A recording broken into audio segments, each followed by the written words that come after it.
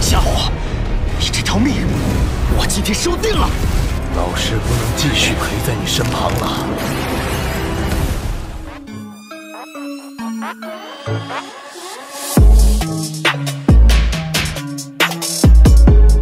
Halo para tetua, para pecinta Battle True Heroes dimanapun kalian berada. Gimana nih kabar para tetua yang selalu stay dan udah selalu meramaikan kolom komentar? Udah siap kancut dengan perjalanan dari Mang Oyan? Gue bilang gak usah pakai lama-lama lagi, kita kancutkan perjalanannya dan selamat berimajinasi.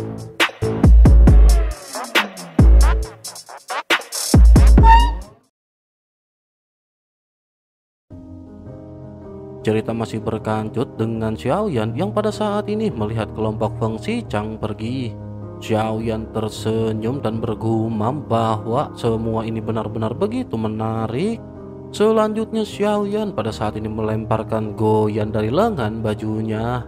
Goyan melirik Xiaoyan dan sebelum sempat Xiaoyan berbicara, Goyan pada saat ini mengerti apa yang dibutuhkan oleh Xiaoyan. Sementara itu Xiaoyan pada saat ini menduga bahwa meskipun Feng Xichang tidak bisa merasakan kehadiran Xiaoyan, sepertinya ia telah meninggalkan rencana cadangan. Ia meninggalkan segel formasi di cangkang kepompong yang ia singgahi. Jika ada orang yang pergi dari tempat ini, maka Feng Xichang akan bisa mengetahuinya. Dengan kehadiran Goyan pada saat ini, Xiaoyan memerintahkan Goyan untuk tidak menghancurkan segel tersebut.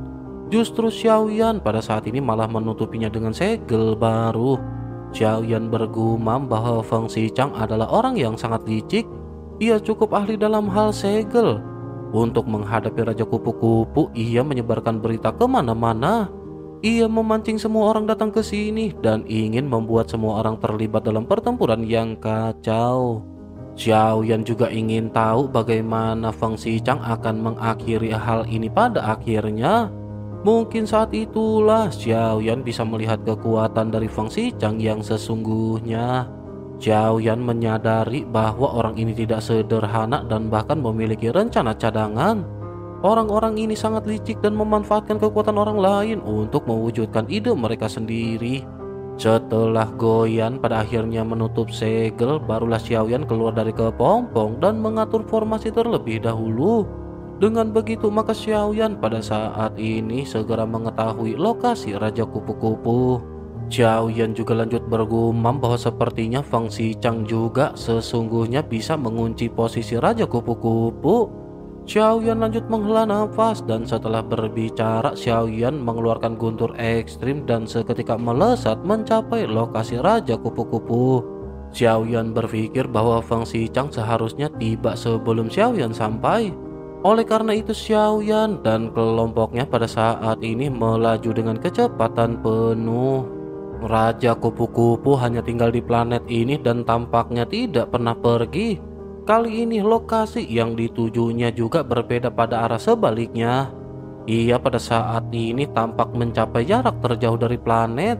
Dengan kecepatan kilatnya, Xiaoyan dapat mencapai sisi lain bintang hanya dalam beberapa tarikan nafas.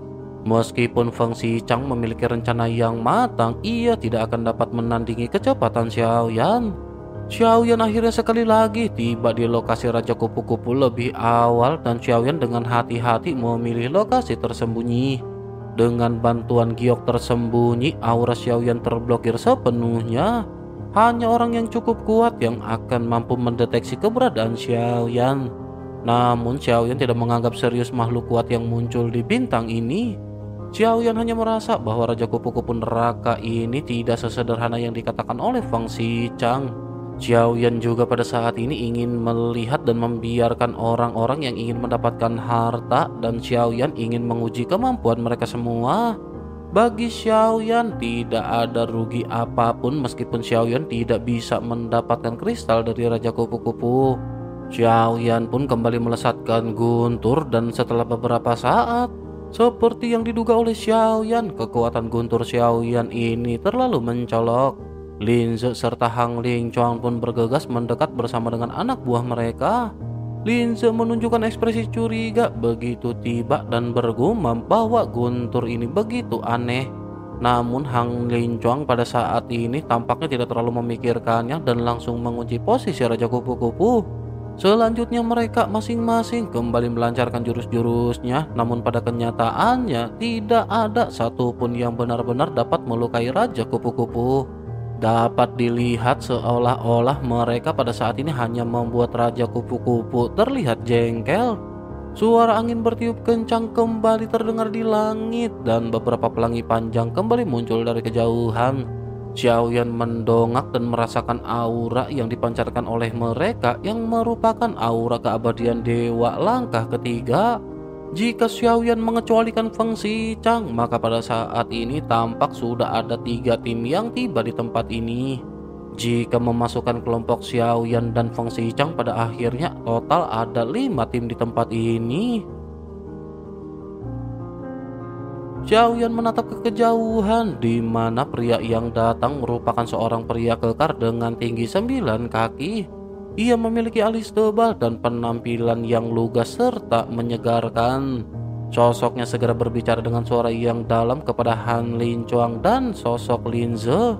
Ia bergumam sepertinya mereka datang di waktu yang tepat. Mari sebaiknya mereka bersatu untuk menghadapi Raja Kupu-Kupu ini. Hanya dengan bersatu barulah mereka akan memiliki kesempatan untuk mengalahkannya. Selanjutnya si pria pada saat ini melihat ke sekitar dan bergumam mengapa saudara Feng yang memberitahu mereka untuk datang tidak berada di tempat ini. Begitu selesai berbicara, sosoknya pada akhirnya segera kembali berbicara. Selanjutnya si pria pada saat ini menghela nafas dan memperkenalkan diri bahwa ia bernama Li Chen. Ia lanjut berkata bahwa ia tidak memiliki niat jahat. Ia hanya ingin bekerja sama untuk membunuh monster luar angkasa yang berada di tingkat berbahaya ini. Kemudian mereka akan bisa membagi kristal ruang waktu secara merata di antara mereka. Li Chen membuka tangannya dan menatap ke arah kedua kelompok dengan ramah. Sementara itu, sosok-sosok di antara kedua kelompok ini memiliki ekspresi muram. Sebelumnya, mereka berdua merencana untuk mengambil kristal ruang dan waktu untuk mereka sendiri. Sekarang setelah ada kelompok ketiga yang muncul, situasi benar-benar telah berbeda. Jika tidak ada yang mengalah, pasti akan terjadi pertarungan berdarah setelah terbunuhnya Raja Kupu-Kupu. Han Linchuang dan Linze pada saat ini saling berpandangan satu sama lain. Keduanya sadar bahwa Raja Kupu-Kupu ini tidak mudah untuk dihadapi dan bergabung merupakan pilihan yang terbaik pada saat ini. Sementara itu di kejauhan, Xiaoyan memandang ke arah ketiga tim terutama pemimpin mereka. Xiaoyan juga membandingkannya dengan diri Xiaoyan sendiri dan tampaknya semua orang pada saat ini memiliki satu kesamaan. Kekuatan mereka berada di tingkat keabadian langkah ketiga dan jika dilihat dari domain mereka masing-masing, hanya ada sedikit perbedaan yang terlihat di antara mereka. Ini jelas bukan suatu kebetulan dan ini pasti bagian dari rencana dari Feng Xichang. Setelah orang ketiga bernama Li Chen muncul, kedua orang yang awalnya berseberangan akhirnya sepakat untuk bergabung. Terlebih lagi tidak ada seorang pun yang memiliki gambaran kasar tentang situasi Raja Kupu-Kupu. Tentu saja tidak mudah untuk menghabisi binatang luar angkasa yang berada di tingkat berbahaya ini. Li Chen pada akhirnya segera mengeluarkan sebuah pesawat ulang-alik panjang dan mulai berbicara. Ia berkata bahwa mereka semua harus tahu bahwa tidak ada seorang pun di antara mereka yang dapat mendekati Raja Kupu-Kupu ini. Oleh karena itu mereka dapat memasukkan kekuatan mereka ke dalam pesawat ulang-alik pemecah dewa miliknya. Jangankan melukai makhluk tersebut, bahkan mereka akan memiliki kesempatan untuk menghancurkannya dengan serius. Semua orang juga tidak perlu khawatir karena mereka semua di sini memiliki tujuan yang sama, yakni demi kristal waktu dan ruang. Mereka tidak memiliki kebencian atau konspirasi yang mendalam satu sama lain. Setelah mendengar kata-kata ini, Linze dan Han Linchuan pada akhirnya tidak lagi ragu. Total ada belasan sosok di sini dan mereka semua pada akhirnya menyerang bersamaan, menuangkan kekuatan mereka ke dalam pesawat ulang-alik penghancur dewa. Tiba-tiba pesawat ulang-alik penghancur dewa milik Li Chen mengembang dan lapisan-lapisan cahaya berputar di sekitarnya. Selanjutnya lebih banyak lagi pesawat ulang-alik penghancur dewa kecil bermunculan. Dengan penyuntikan daya yang terus-menerus, jumlahnya benar-benar meningkat dari ratusan menjadi ribuan. Tidak berhenti di situ, jumlahnya masih terus bertambah hingga puluhan ribu. Selain itu, pesawat ulang-alik penghancur dewa milik Li Chen ini memiliki efek mengumpulkan kekuatan semua orang. Kekuatannya juga telah berkembang ke tingkat yang begitu mencengangkan. Xiaoyan menatap pesawat ulang-alik penghancur dewa ini dengan mata berbinar. Xiaoyan bergumam sambil mencubit dagunya bahwa kelihatannya ini merupakan harta karun yang bagus. Mendengar hal tersebut, Ye Beijing pada saat ini berkata jika Xiaoyan menyukai sesuatu maka Xiaoyan harus memperjuangkannya. Jika tidak dan jika Xiaoyan kehilangan benda tersebut, Xiaoyan akan menyesalinya seumur hidup. Mendengar hal tersebut, Xiaoyan menggelengkan kelapanya dan berkata dengan serius bahwa Xiaoyan tidak pernah melakukan hal-hal seperti membunuh dan merampok. Xiaoyan hanya akan menerimanya terkecuali jika mereka memberikannya kepada Xiaoyan dengan sukarela. Ye Beijing tersenyum dan berkata bahwa apa yang dikatakan oleh Xiaoyan ini terdengar sangat baik. Tetapi pada hakikatnya tidak ada perbedaan di antara keduanya. Xiaoyan memutuskan mengabaikan Ye Beijing sebelum akhirnya kembali melihat ke sekitar. Xiaoyan pada saat ini mencari keberadaan dari Feng Xichang. Secara logika, meskipun ia lebih lambat, seharusnya ia pada saat ini telah sampai. Namun tidak ada tanda-tanda kehadiran Feng Xichang dalam waktu yang lama. Hal ini pada akhirnya membuat Xiaoyan sedikit mengerutkan kening. Lelaki ini tampak licik dan pengecut, tetapi sesungguhnya tidak ada seorang pun tahu jebakan mengerikan macam apa yang telah ia pasang. Xiaoyan juga pada saat ini berpikir bahwa sekarang adalah saat yang tepat untuk menyaksikan pertempuran ini. Xiaoyan mengeluarkan damo lagi dari lengan bajunya.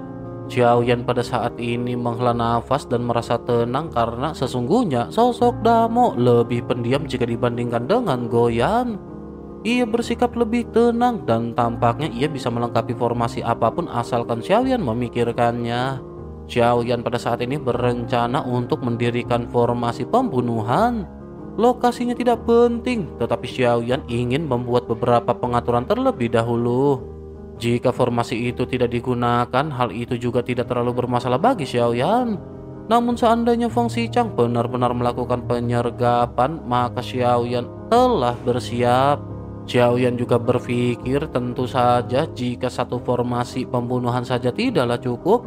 Xiaoyan akhirnya menyiapkan belasan formasi hingga pada akhirnya damo kelelahan. Setelah pengaturan dibuat, Xiaoyan pun kembali memasukkan damo ke dalam lengan bajunya. Bersamaan dengan hal tersebut, dengungan pada saat ini seketika terdengar dari kejauhan. Pada saat ini, pesawat ulang-alik pemecah dewa dikelilingi oleh puluhan ribu cahaya yang menyilaukan dan mengeluarkan suara mendengung. Tampaknya berisi kekuatan yang luar biasa dahsyat dan siap untuk melesat. Li Chen pun segera berkata bahwa senjata untuk menyerang hampir selesai.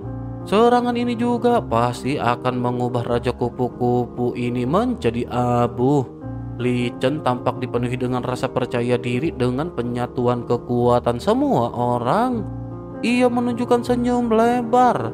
Selanjutnya, ia mengulurkan tangannya dan berteriak ketika memerintahkan pesawat ulang-alik ini untuk pergi.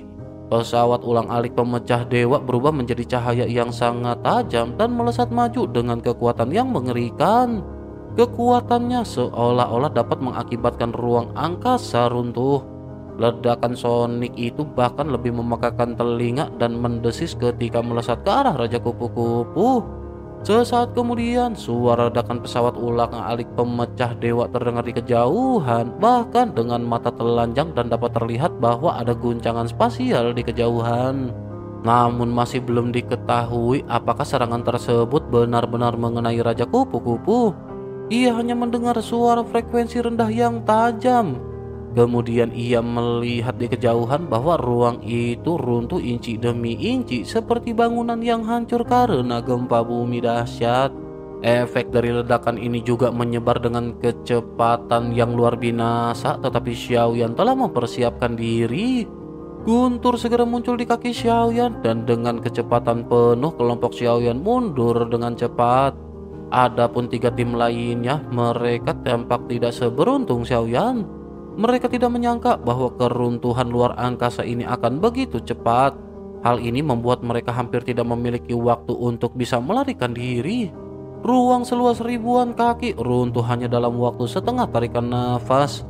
Tanpa terkecuali mereka semua terluka parah dan memuntahkan beberapa teguk darah. Li Chen pada saat ini mengabaikan luka seriusnya dan segera bergerak menyerbu ke depan. Lin Ze dan Han Ling Chuan memiliki ekspresi yang rumit dan tidak memilih untuk bertindak gegabah. Setelah beberapa tarikan nafas, Li Chen muncul di ujung terjauh dan sosoknya tidak dipindahkan kembali ke posisi semula. Li Chen pun berteriak keras ketika memerintahkan semua orang untuk dengan cepat mendekat. Li Chen lanjut menelan beberapa pil dan bersamaan dengan hal tersebut, Lin Ze dan Han Ling Chuan dengan cepat melangkah maju untuk menyelidiki posisi sekitar. Li Chen juga pada saat ini tidak perlu banyak bicara karena faktanya mereka mengetahui apa yang pada saat ini terjadi. Mereka tidak kembali ke tempat mereka semula dan hal itu berarti Raja Kupu-Kupu telah pergi atau benar-benar terluka parah oleh mereka. Di sisi lain, meskipun Xiaoyan tidak dapat melihat dengan mata telanjangnya, kekuatan spiritual Xiaoyan memungkinkan pemandangan dalam jarak ribuan kaki. Xiaoyan berpikir bahwa Raja Kupu-Kupu menghilang dan apa yang muncul di hadapan mereka adalah cangkang kepompong besar. Ini merupakan cangkang kepompong yang utuh. Semua orang juga melihat kepompong utuh tersebut dan mereka pada saat ini seketika mulai berspekulasi. Salah seorang di antara mereka bergumam, mungkinkah Raja Kupu-Kupu sedang tertidur? Jika begitu permasalahannya, maka sekarang adalah saat terbaik untuk menghabisi Raja Kupu-Kupu sepenuhnya. Semua orang mengangguk begitu mendengar gumaman tersebut. Kemudian mereka semua menggunakan metode mereka sendiri untuk membombardir kepompong besar tersebut. Banyak ledakan seketika terjadi sebelum akhirnya retakan mulai terlihat. Sesaat kemudian pada akhirnya di bawah bombardir semua orang, pecahan terdengar dengan jelas. Cairan biru segera mengalir keluar dari cangkang kepompong tersebut. Akan tetapi sebelum benar-benar memastikan bahwa Raja Kupu-Kupu telah mokat, tak seorang pun berani mengendur. Semua orang masih terus menyerang dan menghancurkan cangkang kepompong tersebut sepenuhnya. Cairan biru terus-menerus mengalir ke seluruh tanah. Raja Kupu-Kupu seharusnya berada di dalam cangkang kepompong, tetapi sampai cairan terkuras seluruhnya, tidak ada apapun di dalam cangkang kepompong. Semua orang pada akhirnya berhenti dan tampak kebingungan. Mereka bertanya-tanya apakah yang terjadi dan di manakah Raja Kupu-Kupu. Pada saat ini tampak hanya ada cairan biru di dalam kepompong dan tidak ada keberadaan Raja Kupu-Kupu. Xiaoyan yang berada ribuan kaki jauhnya juga pada saat ini sedikit mengerutkan kening. Dengan kekuatan spiritualnya, Xiaoyan bisa merasakan aura lemah ketika semua orang menghancurkan cangkang kepompong. Xiaoyan juga bisa merasakan adanya aura yang keluar yang merupakan aura Raja Kupu-Kupu dari tempat itu. Meskipun auranya samar, tetapi Xiaoyan bisa memastikan keberadaan sosok tersebut. Xiaoyan pun akhirnya bergumam bahwa alasan mengapa Raja Kupu-Kupu ini menjadi berbahaya dan terus ada tanpa musnah jelas tidak sesederhana yang dikatakan oleh Feng Xichang. Xiaoyan khawatir pertempuran sesungguhnya pasti baru saja dimulai. Sebaiknya mereka mundur sedikit karena orang-orang ini sepertinya akan segera mendapatkan permasalahan. Xiaoyan pada akhirnya segera memimpin Ye Beijing dan Xiao Yueli mundur 1000 kaki. Namun ketika semua orang di tengah kebingungan, cairan biru di hadapan mereka tiba-tiba meledak. Cairan ini tiba-tiba membentuk kabut biru menyerupai awan jamur dan menyelimuti semua orang. Selanjutnya sosok biru muncul. Sosok ini terlihat seperti orang biasa, tetapi penampilannya aneh. Walaupun berbadan manusia, wajahnya seperti binatang. Yang lebih mengejutkan lagi adalah Xiaoyan bisa melihat sosok tersebut dengan jelas karena sosok ini muncul tepat di atas kelapa Xiaoyan. Jaraknya hanya beberapa puluh kaki dari Xiaoyan, tetapi dalam sekejap sosok biru itu kembali menghilang. Sosok itu ditutupi sisik biru dan ruang di sini berubah menjadi cermin yang pecah. Hanya dari tempat Xiaoyan berada, orang-orang dapat melihatnya dengan jelas. Dari kejauhan, ruang yang rusak itu sebenarnya tampak membentuk sesosok kupu-kupu. Bintang tempat Xiaoyan berada dan ruang yang rusak tampak membentuk dua tingkat. Puluhan orang terlihat di ruang yang runtuh dan masing-masing di antara mereka memiliki wajah pucat dan tampak telah diracuni. Xiaoyan pada saat ini bergumam bahwa ini bukan hanya ruang yang rusak, tetapi tempat ini telah menjadi kandang kupu-kupu neraka. Sosoknya yang dikatakan tertidur hanyalah sebuah ilusi, tetapi serangan balik dari sosok tersebut tampak nyata. Xiaoyan pada saat ini menyipitkan mata menatap ke arah sosok biru yang pada akhirnya muncul di ruang yang rusak. Sosoknya tampak terlihat ringan dan lincah dan seluruh ruang pada saat ini bergetar ketika sosok tersebut mulai bergerak. Lebih dari belasan sosok memuntahkan darah dan tubuh mereka menunjukkan tanda-tanda pingsan. Situasi yang terjadi tiba-tiba ini benar-benar menjadi sangat buruk. Jika mereka tidak dapat keluar dari sana, kemungkinan besar mereka akan mokat di dalamnya. Mata semua orang pada saat ini tampak dipenuhi dengan keinginan untuk terus bertahan hidup.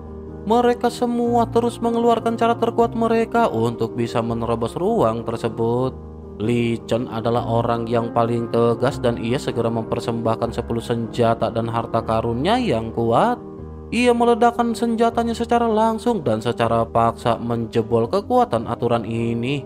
Ia bergegas dari ruang yang rusak bersama dengan anak buahnya dan menarik nafas panjang.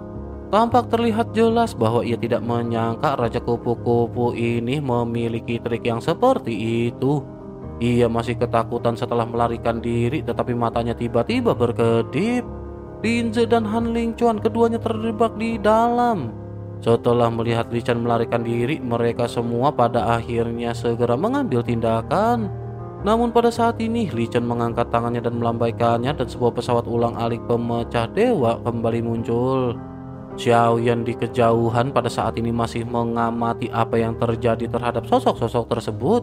Xiaoyan memiliki spekulasi dan bergumam bahwa jika tebakannya benar, Raja Kupu-Kupu Neraka telah mengerahkan kekuatan aturannya yang sangat kuat.